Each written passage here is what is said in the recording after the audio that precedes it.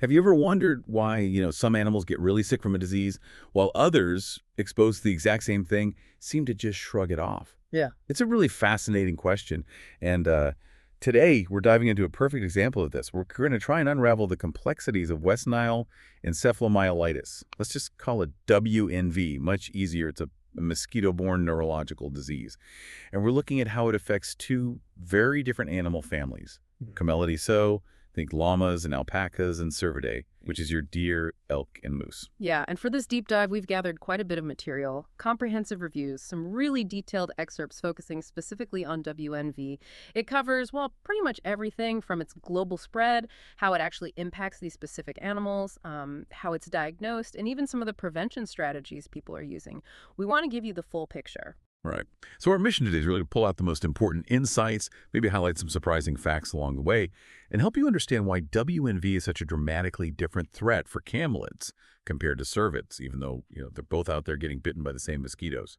We'll look at the science they share, how the virus actually works, but also those really stark differences in how they cope and what that means for vets and for wildlife health management.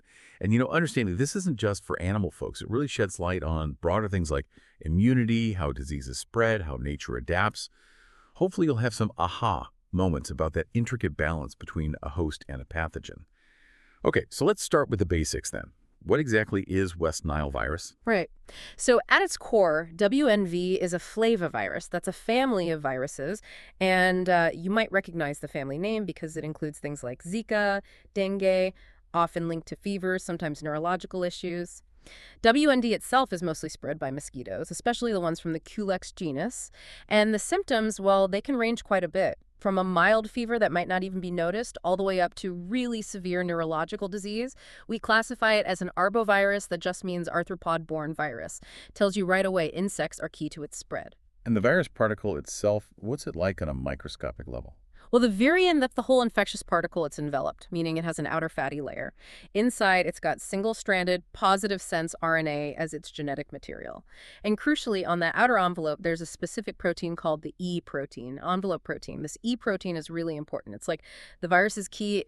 It binds to receptors on the host cell and basically unlocks the door so the virus can get inside and start replicating. That's fundamental to how it infects. And it's got quite a backstory, hasn't it? It wasn't always seen as this major danger. That's absolutely right. It was first found way back in 1937 in Uganda.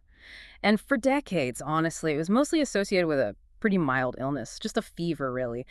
But then things changed. In the mid to late 1990s, there was this, well, some scientists call it a paradigm shift.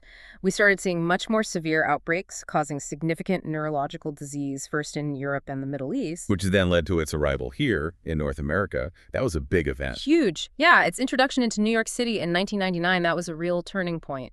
And the strain was actually traced back to Israel. That event kicked off this absolutely unprecedented epizootic that's an epidemic in animals and also an epidemic in humans. And it just spread like wildfire across the whole continent. Now WNV is considered endemic here. It's established. And we see seasonal outbreaks every year. Okay, so it's mosquito-borne. Can you walk us through that transmission cycle in nature? How does it actually move around? Sure. So the main way WNV keeps going in nature is through what's called the enzootic cycle. Think of it as the natural baseline cycle. This mainly involves birds, especially passerine species, your common songbirds like American robins, house sparrows. They act as amplifying reservoir hosts. This means they can get really high levels of the virus in their blood, often without getting very sick themselves. They amplify the virus. Then mosquitoes, mainly Culex species, bite these infected birds and pick up the virus. After a short incubation period in the mosquito, the virus makes its way to the salivary glands. So the next time that mosquito bites another bird, bam, it transmits the virus. This bird-mosquito-bird cycle can really ramp up the amount of virus circulating in local bird populations. Okay, so the birds and mosquitoes keep it going. What about us, or the animals? We're focused on llamas, alpacas, deer, moose. Are they spreading it too? That's a really critical point and super important for how we manage it. Humans, horses, camelids, and cervids, they're all considered incidental hosts, or sometimes called dead-end hosts. What that means is, yes, they can get infected if bitten by an infected mosquito, But crucially, they typically don't develop a high enough concentration of virus in their blood, that viremia we talked about, not high enough to then infect another mosquito that feeds on them. Oh, Okay. So an infected llama or deer is basically a victim of the local cycle. They're not contributing to spreading it further. got it. And this is really vital epidemiologically. It means you don't need to quarantine these animals if they get sick with WNV, unlike, say, a contagious disease that spreads animal to animal. Management focuses entirely on mosquito control and protecting individuals from bites. Right. And in places like North America, this transmission is very seasonal. Late summer, early fall, that's peak season, right when those Culex mosquitoes are most active. That completely changes the game for management then. Focus on the mosquitoes, not isolating sick animals. It's almost ironic their infection kind of stops the spread in a way. Okay, let's zoom in now.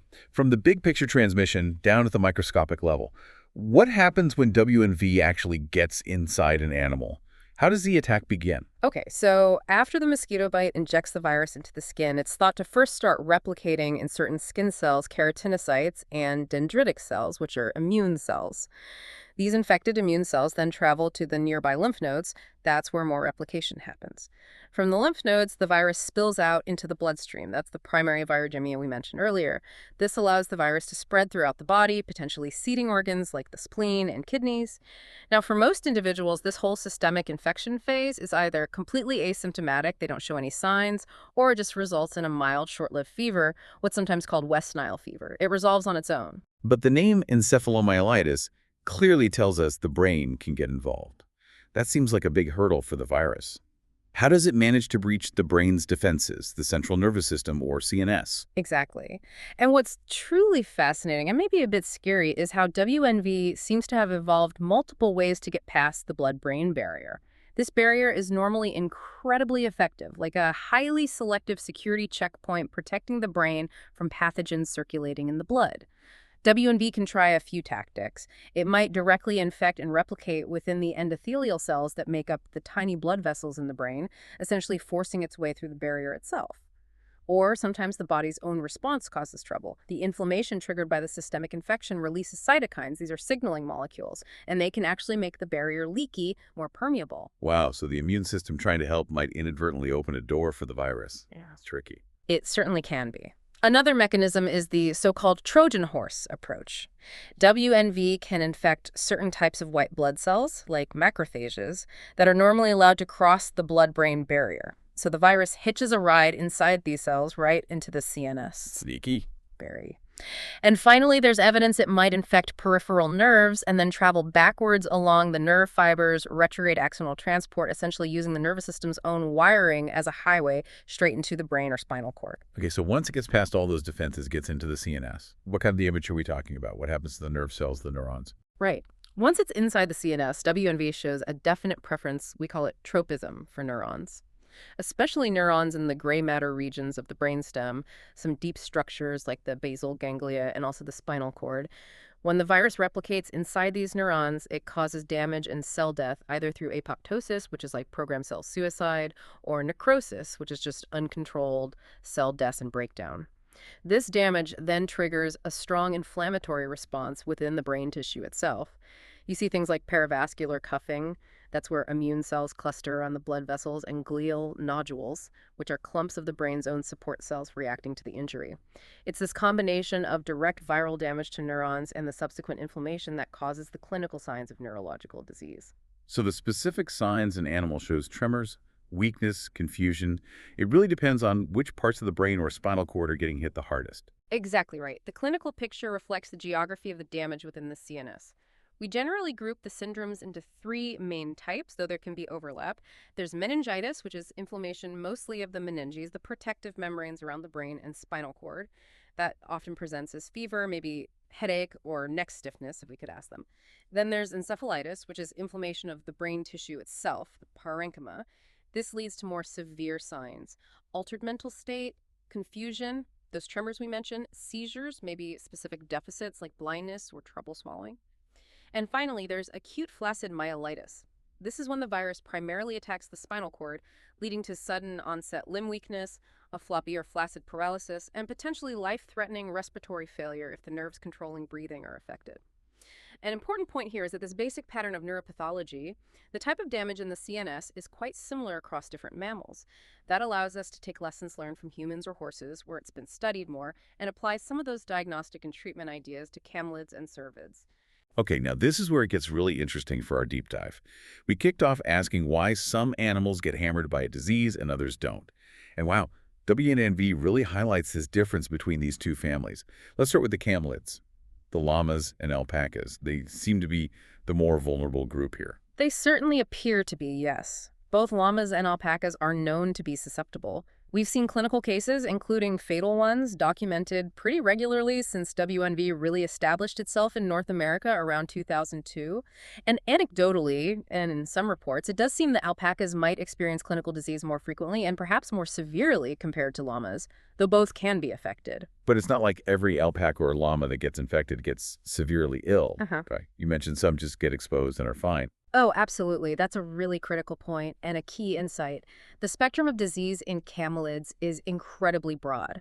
It goes all the way from widespread asymptomatic infection, where the animal gets infected, develops antibodies, but never shows any signs, right through to that severe, rapidly fatal encephalomyelitis. We know exposure is common because serological surveys testing blood for antibodies in areas where WNV is endemic show really high percentages of camelids have been exposed. For example, one study back in 2003 in Colorado found up to 80% of camelids in some areas had WNV antibodies. 80%. Wow. Yeah, indicating the vast majority of infections are actually subclinical. They fight it off and develop natural immunity without anyone ever knowing they were infected.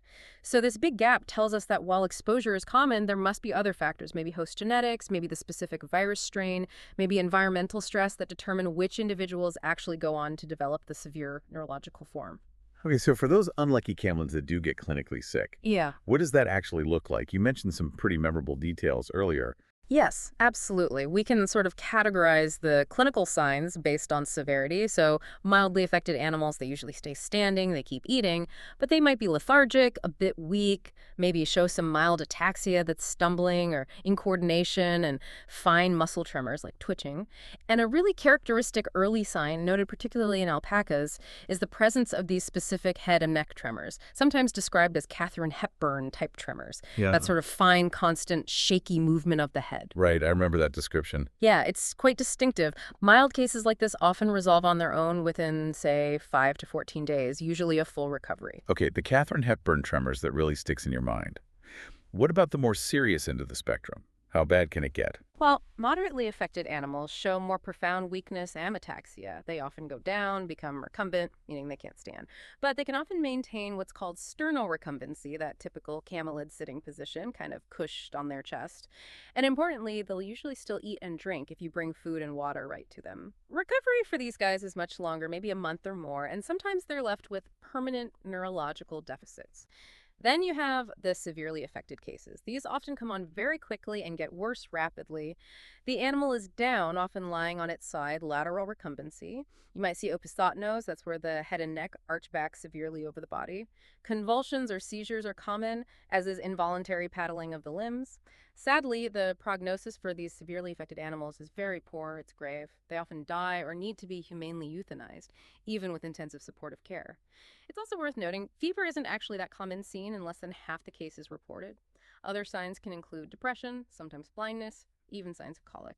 Wow, that is a really tough range of outcomes for camelids. Seeing those severe signs must be incredibly difficult for owners and vets. Okay, let's flip the coin now and look at the cervids. The deer, elk, moose group, you call them the resilient ones. What's their story with WNV? Yeah, resilient is definitely the word. It's quite remarkable, actually. We know a wide range of cervid species can get infected. The serology confirms exposure is common in white-tailed deer, moose, reindeer, elk. But, and this is the striking part, there's this huge disconnect between how often they get exposed and how often they actually get clinically sick. Large-scale surveillance, often done on hunter-harvested deer, frequently shows incredibly high seroprevalence rates. Remember, that's the percentage with antibodies. There was one study in North Dakota moose, for instance, that found a seroprevalence of 98%, almost universal exposure in that population. 98%. but they weren't dropping dead. Exactly. Despite this massive exposure, documented fatal cases of WNV encephalomyelitis in any cervid species are exceptionally rare. We're talking single digits reported in the entire scientific literature. That's astonishing. They're getting bombarded with the virus, but it just doesn't seem to make them sick. What does that tell us about their immune systems? It strongly suggests that the vast majority of WNV infections in cervids are either completely asymptomatic or maybe cause just a very mild transient illness that doesn't involve the nervous system at all. These species seem to possess a really high degree of innate or natural resistance, specifically against the virus invading the central nervous system. Their immune systems, particularly the early peripheral response, must be incredibly effective at shutting down the virus before it ever gets a chance to reach the brain. And because they get infected and develop antibodies without getting sick, they actually serve as excellent sentinels for monitoring WNV activity. Wow. Yeah, finding high seroprevalence in local deer populations can be an early warning sign that there's a lot of virus circulating, posing a risk to humans, horses, and other more susceptible animals in that same area. Now, the very few fatal cases that have been reported in cervids, they looked pretty much like you'd expect for encephalomyelitis. Yeah. Anorexia, ataxia, tremors, depression, going down, paddling. The signs were consistent. It just hardly ever happens. Okay, so if we step back and connect this to the bigger picture, what's the main takeaway comparing these two groups? This difference in vulnerability is just, wow. The most profound point is definitely that divergence in clinical outcome. You have camelids, clearly vulnerable, susceptible to severe, often fatal neurological disease. And then you have cervids showing this remarkable natural resistance, rarely getting sick despite massive exposure. But here's what's also interesting. In those rare fatal cases in both groups, the actual damage found in the brain and spinal cord, the neuropathology, looks strikingly similar. Histopathology shows that characteristic non-suppurative meningoencephalomyelitis inflammation without pus, with the paravascular cuffing, the glial cells reacting, the neurons dying. So this suggests that once the virus does manage to breach the blood-brain barrier, the way it damages the CNS is fundamentally quite similar in both families. The critical difference, therefore, almost certainly lies in the periphery. It's about the effectiveness of that initial immune response in preventing the virus from ever reaching the CNS in the first place. Cervids are just much better at stopping it early. That distinction is so important. Okay, so with these varied presentations, severe illness in one group, almost none in the other, plus asymptomatic infections, how do vets or wildlife biologists actually figure out if WNV is the problem in a living animal? How do you diagnose it? Right. For an ante-mortem diagnosis, diagnosing it in the live animal, the most useful test for an acute current infection is the WNV IgM capture ELISA. ELISA is just a type of antibody test. IgM antibodies are typically the first ones the body produces after infection, and they show up relatively early and stick around for maybe 30 to 90 days. So finding IgM tells you the animal had a recent exposure. And there's actually a specific version of this test validated for camelids, available through Oregon State University. Okay, IgM for recent infection. But what's considered the absolute best, the gold standard test, especially if you need to be really sure it's WNV and not something else? Yeah. The gold standard for serology testing antibodies is generally considered the plaque reduction neutralization test, or PRNT. It's much more specific than a basic ELISA. It's really good at differentiating antibodies against WNV from antibodies against other related flaviruses, which can sometimes cross-react on simpler tests. Okay. The most definitive proof of a recent infection using serology comes from paired samples. You take one blood sample when the animal is acutely ill and another one 2-3 weeks later during convalescence. If you see a 4-fold or greater increase in the antibody titer, the concentration between those two samples using PRNT, that's considered diagnostic. Now, you might think about using PCR to look for the virus's genetic material, its RNA, in blood or maybe cerebrospinal fluid, the CSF. Right. But honestly, by the time an animal is showing neurological signs, the virus has often already been cleared from the bloodstream and maybe even the CSF, especially in animals with a competent immune system. So PCR on those fluids late in the game is often unrewarding. You get false negatives. Okay, makes sense. And if an animal unfortunately dies, how do you confirm WNV after death post-mortem? Postmortem diagnosis is actually much more straightforward and definitive. Histopathology, looking at thin slices of brain and spinal cord tissue under the microscope, is key. You look for those characteristic signs of non-suppurative meningoencephalomyelitis we talked about. the cuffing around blood vessels, the dead neurons, the reactive glial cells. That pattern is highly suggestive. And then, to absolutely confirm it, you use RT-PCR or immunohistochemistry IHC directly on the brain and spinal cord tissues. RT-PCR detects the viral RNA, and IHC uses antibodies to stain the viral proteins right there in the tissue sections. Finding the virus or its components in the areas with damage definitively links WNV to the disease. It sounds like even with these tests, there can still be some diagnostic hurdles to overcome. Oh, definitely. Challenges remain. That serological cross-reactivity with other flaviviruses is a big one, making the PRNT really necessary for specific confirmation sometimes. Also, if an animal has been vaccinated against WNV, especially if you only have a single blood sample, the IgG antibodies from vaccination can look just like antibodies from natural infection. You really need those paired samples showing a rising titer to distinguish recent infection from vaccination history using IgG tests. And as we mentioned, the timing of sample collection is just critical. Too early in the illness, IgM might not be detectable yet. Too late, and the virus might be gone from blood or CSF for PCR. Right. Timing is everything. So you mentioned there's no specific cure, no antiviral drug for WNV. That puts a huge emphasis on treatment and prevention then. What are the best approaches? Exactly. Since we can't directly attack the virus, treatment for WNV in any species really boils down to intensive supportive care. It's about helping the animal's body fight the infection and recover. This means things like intravenous fluids to maintain hydration and blood pressure, nutritional support, maybe tube feeding if they can't eat, and really good nursing care, especially for animals that are down, recumbent. You need to turn them frequently to prevent pressure sores, keep them clean and dry, provide soft bedding, ensure a quiet, low-stress environment. It's very labor-intensive.